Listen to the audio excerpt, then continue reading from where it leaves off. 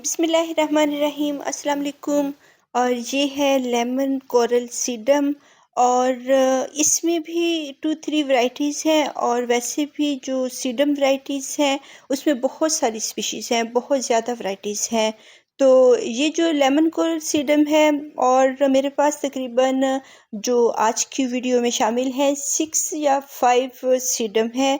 और एक ये है लेमन कोरल सीडम जो कि एक ग्रास की तरह बढ़ती है, जो कि खूबसूरत ग्रास है, एक सक्यूलेंट ग्रास। और खूबसूरत ये प्लांट है। और इसके जो अंदर ये ग्रीन ग्रीन सी इसकी एक और जो उग रही है ग्रीन थोड़ी सी डार्क कलर में, ये भी लेमन कोरल सीडम है। और इसमें ये कलर्स टू खुद ब खुद आ जाते हैं मौसम की वजह से, सीज़न की वजह से, या फिर वैसे ही अपने कलर चेंज करते हैं। तो इसकी हम जो 2 वैराइटीज़ हैं वो मैंने इधर लगाई हुई हैं। ये 2-3 दिन पहले ही मैंने इसकी कटिंग्स लगाई हैं। 2 किस्म की ये सीडम्स हैं, एक लेमन कोरल सीडम है और एक ब्लू कारपेट सीडम है। और इनकी थोड़ी सी जो शेप होती है वो थोड़ी चेंज होती है। और जो लेमन कोरल सीडम है और ये जो ब्लू कारपेट सीडम है, ये दोनों थोड़ी सी चेंज होते हैं। तो लेकिन ये इनकी हैबिट भी चेंज होती है और ये दोनों ही एक ग्रास की तरह बढ़ते हैं और सीडम वैरायटी है और ये सकुलेंट प्लांट्स हैं। तो ये 2 जो कलर्स हैं ये तो मुझे गिफ्ट में ही थोड़ा सा था, कटिंग मिली थी और ये बढ़कर माशाल्लाह पूरा पॉट भर चुका है। तो ऑनलाइन कुछ बहुत अच्छे हमें मिल जाते हैं जो कि बहुत ज़्यादा कोऑपरेटिव होते हैं, अच्छे होते हैं और कुछ कटिंग्स भी हमें मिल जाती हैं। तो ये इसकी जो कटिंग है, जो छोटी सी ब्रांच है, इस पे रूट्स हैं और ये जो जगह-जगह पर इसके नोड एरियाज़ हैं और रूट्स हैं, इसकी वजह से ये स्प्रेड हो जाती है पूरी पॉट के ऊपर। और अगर इसको हम ग्राउंड पे लगाएं तो ये ग्राउंड कवर के तौर पर लगती है और फैलती जाती है, बहुत सारे एरियाज़ को कवर कर लेती है। और जो हिल एरियाज़ होते हैं वहाँ पे ये आउटडोर प्लांट है, लेकिन मेरे एरिया में ये इंडोर प्लांट है।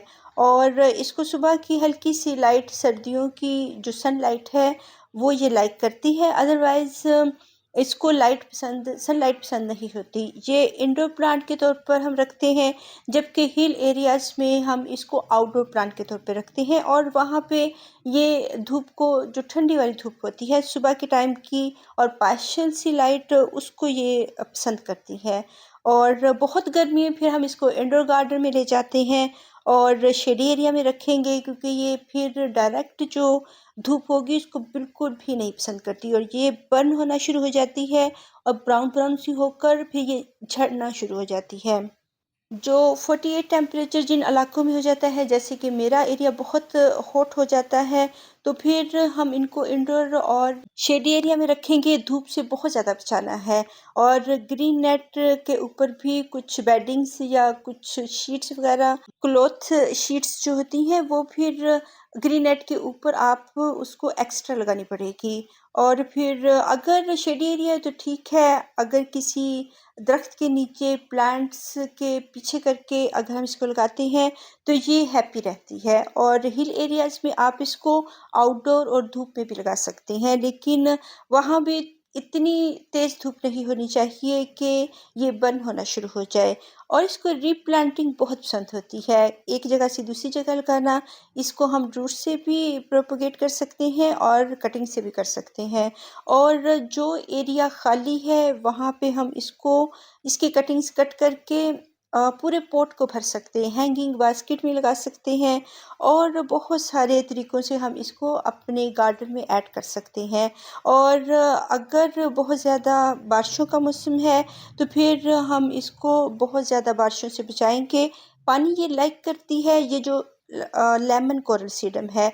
जो ब्लू कारपेट है वो थोड़ी सी सकुलेंट है और ये सेमी सकुलेंट है। सेमी सकुलेंट के मीन्स इसकी सॉइल ड्राई होगी गर्मियों में तो इसको वाटरिंग करते हैं, सर्दियों में 2 दिन ठहर के वाटरिंग कर देते हैं, क्योंकि पानी वैसे ही ड्राई नहीं होता है और 1 मंथ तक इसकी सॉइल ड्राई नहीं होती है। और इनके लिए ओस जो पड़ती है सर्दियों में वही काफ़ी होती है, जबकि गर्मियों में इनको वॉटरिंग करनी पड़ती है। और रेनी सीज़न में हम इसको फिर बहुत ज़्यादा वॉटरिंग से बचाएंगे। बाज़ औक़ात इनके पॉट में जो 2 साल से सॉइल होती है वो थोड़ी हार्ड हो जाती है, पानी को होल्ड करके रखती है, फिर रेन वाटर को ये लाइक नहीं करती और रोट होके ख़राब हो जाती है और ये गल जाती हैं इसकी ब्रांचेस। लेकिन अगर वेल ड्रेन सॉइल है, बहुत अच्छी सी और न्यू वाली सॉइल है, सैंडी सॉइल है, जिसमें से पानी निकल जाता है, बह जाता है, तो फिर ये रेन वाटर को बहुत लाइक करती है, बल्कि रेनी सीज़न में बहुत बिग बिग साइज़ में हो जाती है। और ये छोटे-छोटे जो इसके होते हैं फ्लावर से बने हुए, ये थोड़े बिग बिग साइज़ में फूले-फूले से हो जाते हैं और बहुत खूबसूरत लगती है। तो प्लांट्स की सॉइल के हिसाब से और इनके पॉट के हिसाब से हम पानी जो है इनका टाइम फिक्स करते हैं कि हम किस टाइम पे इनको वाटरिंग करेंगे और किस टाइम पे हम इनको ये कितने दिन एक पॉट में गुजारते हैं। बिग साइज़ के जो पॉट्स हैं या अगर ग्राउंड में लगाए हुए हैं तो फिर काफ़ी अरसे तक हम इनको वाटरिंग नहीं करते हैं। और अगर हम छोटे-छोटे पॉट्स में लगाते हैं और इनका जो इनकी सॉइल है वो जल्दी ड्राई हो जाती है और जो 2 साल पुराने होते हैं जो सॉइल होती है और उस पॉट में 2 साल से ये प्लांट चल रहे हैं, तो वो थोड़ी हार्ड हो जाती है और उसको थोड़ा-सा आप गोडी करें और फिर ये अच्छी तरह चलती रहती है। और इनको जो फर्टिलाइज़र है वो इनकी जो सॉइल में मैंने थोड़ी-सी गोबर की खाद, वुड ऐश और इसमें मैंने थोड़ी-सी लीफ कंपोस्ट डाल दी थी। तो बिल्कुल डिकम्पोस्ट होनी चाहिए खाद, कच्ची खाद नहीं होनी चाहिए। सॉइल वो बन गई 1 साल के लिए या 2 साल के लिए, वो इनफ है इन प्लांट्स के लिए। फिर अगर ये फुल भर जाते हैं और जगह नहीं बचती है, तो हम इसकी सॉइल में जो लिक्विड फर्टिलाइज़र मैंने दिसंबर के मंथ में, जैसे मैंने गोबर की खाद का वर्मी कंपोस्ट या जो किचन वेस्ट कोई भी खाद जो थी और एलोवेरा वगैरह 3-4 उसमें चीज़ें मिली हुई थी, तो बहुत डाइल्यूट किया हुआ, बहुत माइनर सा मैंने इसको डाला था। बहुत ज़्यादा खाद को ये पसंद नहीं करती है। अब ये है क्रेसुला प्लांट। पहले तो वो सीडम स्टोन क्रॉप थी और ये हेम्सियाई जो क्रेसुला, और ये क्रेसुला से बिलोंग करती है और ये क्रेसुला फैमिली से बिलोंग करता है प्लांट। और ये ऑस्ट्रेलियन स्वैम्प स्टोन क्रॉप और न्यूजीलैंड की ये पिग्मी वीड कहलाती है और वहाँ पे वीड के तौर पे ये उगती है और सुकुलेंट प्लांट है ये। और ऑस्ट्रेलिया और न्यूजीलैंड का ये नेटिव है। तो जो डिफरेंट कंट्रीज़ होते हैं उनमें नेम इसके डिफरेंट हैं। स्टोन क्रॉप भी है और ये हेम्सियाई क्रेसुला की फैमिली से बिलोंग करने वाली स्वैम्प स्टोन क्रॉप, और न्यूजीलैंड में पिग्मी वीड के नेम से ये जानी जाती है। खूबसूरत वैरायटी है और ये भी सुकुलेंट प्लांट है। और हम इसको जो है इसकी बहुत ज़्यादा प्रोपगेशन कर सकते हैं। जैसे लेमन कोरल सीडम की हम प्रोपगेशन कर सकते हैं, वैसे ही हम हेम्सियाई और दूसरी जो स्टोन क्रॉप्स होती हैं उनकी भी कटिंग्स लगा सकते हैं और उनको भी हम रूट से भी डिवाइड कर सकते हैं। तो इसके जो भी पॉट्स जहाँ भी मैंने कटिंग्स लगाई थी दरमियान में थोड़ी-थोड़ी सी, अब वो पूरे पॉट भर चुके हैं। सेंटर में लगा दें कटिंग्स और जो हिस्सा रह जाता है जहाँ से स्टोन क्रॉप, ये जो लेमन कोरल और दूसरी वाली अगर नहीं जाती है, खाली जगह होती है, वहाँ पे आप कटिंग से उसको भर दें और फिर ये फैलना शुरू हो जाएगी और पूरा पॉट ही भर जाएगा। तो ये जो है पॉट्स भरे-भरे से थे। इनको मैंने इनमें से निकाल कर जब दूसरे पॉट्स में लगाई हैं, तो थोड़े से खाली-खाली से हो गए हैं। तो अब हम दोबारा से इनको भर देंगे। इनको हम स्प्रेड भी कर सकते हैं। अगर सॉइल के साथ अटैच कर दें तो फिर ये स्प्रेड होती जाती है और उसको कवर करती जाती है। तो और इस तरह हम बहुत ज़्यादा पॉट्स इनके बना सकते हैं, प्रोपगेशन कर सकते हैं।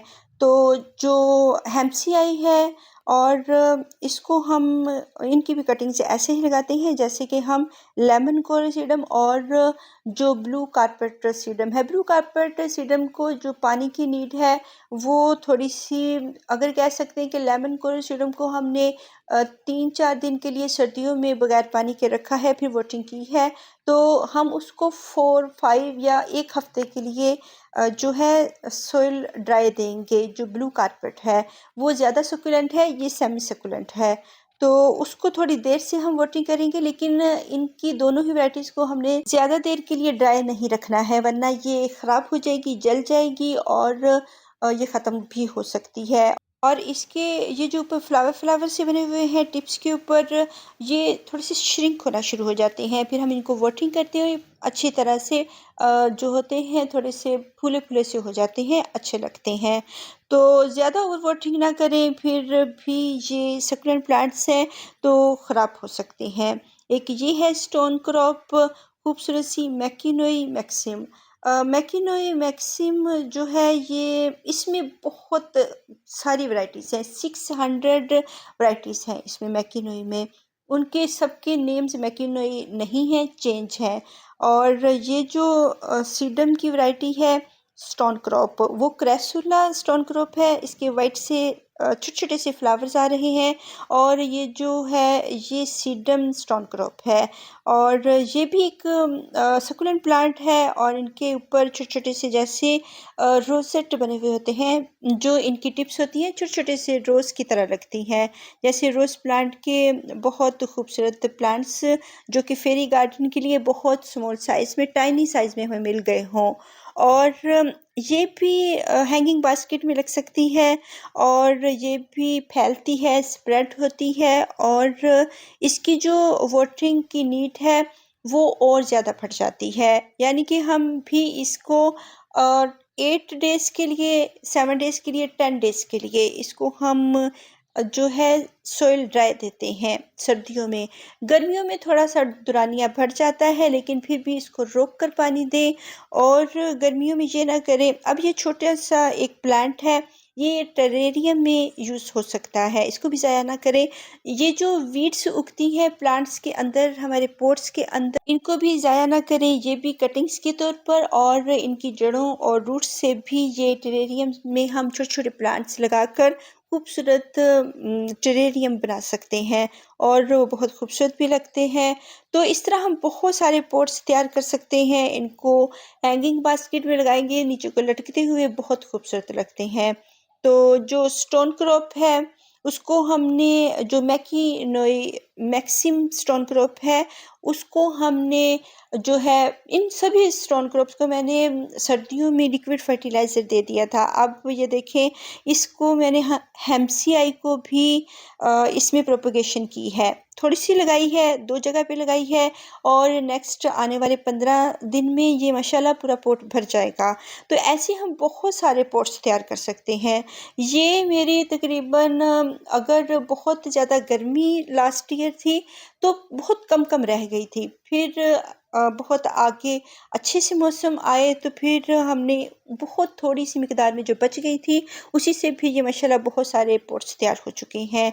तो इनको छोटे से छोटे पॉट में लगाए, बहुत खूबसूरत लगती हैं। फेरी गार्डन में लगाए, जहाँ से ये हट गई है या सोइल निकल गई है उसको रीफिल करें, और उसके ऊपर भी इनको लगा दें, इनकी कटिंग्स लगा दें, फिर ये पॉट्स और भी भरे भरे से लगेंगे, खूबसूरत लगेंगे। तो इनकी गोटी ज़रूर करें, जहाँ से खाली जगह नज़र आए वहाँ पे गोटी करें, ताकि इनकी जड़ों को जो है वो हवा मिले, और जो ये हम गोटी करते हैं इससे जो सख्त हो जाती है सोइल, वो भी सॉफ्ट हो जाती है।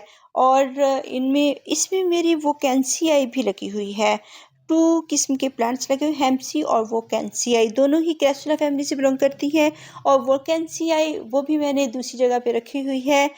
इसको बहुत सारे पॉट्स में मैंने इसको लगाया हुआ है, और इसको धूप में भी और शेडी एरिया में भी, हर जगह ही इसको लगाया हुआ है। तो ये जो वो कैंसियाई है, इसको तो बहुत कम पानी की नीड होती है, और जब बहुत 48 टेम्परेचर आएगा तब ये धूप में नहीं रहती है, वरना ये सारा साल हम इसको धूप में रख सकते हैं। एमसीआई को भी धूप में रख सकते हैं, इन दोनों ही प्लांट्स को। इनको हम धूप में रख सकते हैं और जब बहुत ज़्यादा धूप तेज़ हो जाए फिर हम पार्शियल सी लाइट कर सकते हैं और इनके कलर जो ग्रीन है वो रेड हो जाते हैं, बहुत खूबसूरत कलर्स हो जाते हैं। तो इनको अगर हम धूप में रखते हैं, ये दोनों ही को हम धूप में रख सकते हैं।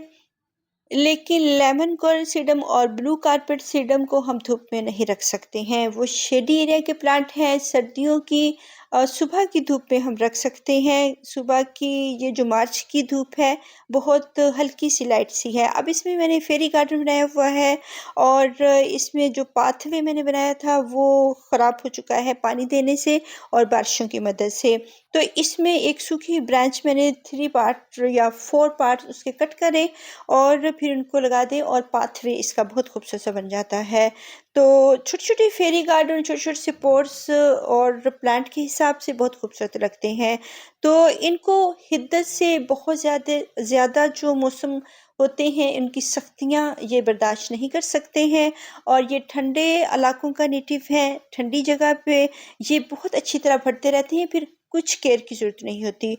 फिर वहाँ पे ये धूप में भी चल रहे होते हैं और क्योंकि ये हमारे एरिया का मेरे एरिया का नेटिव नहीं है, तो एक्स्ट्रा केयर करनी पड़ती है। पानी से बचाना पड़ता है, रेन वाटर से, बहुत ज़्यादा बारिशों से बचाना पड़ता है और बहुत धूप से बचाना पड़ता है।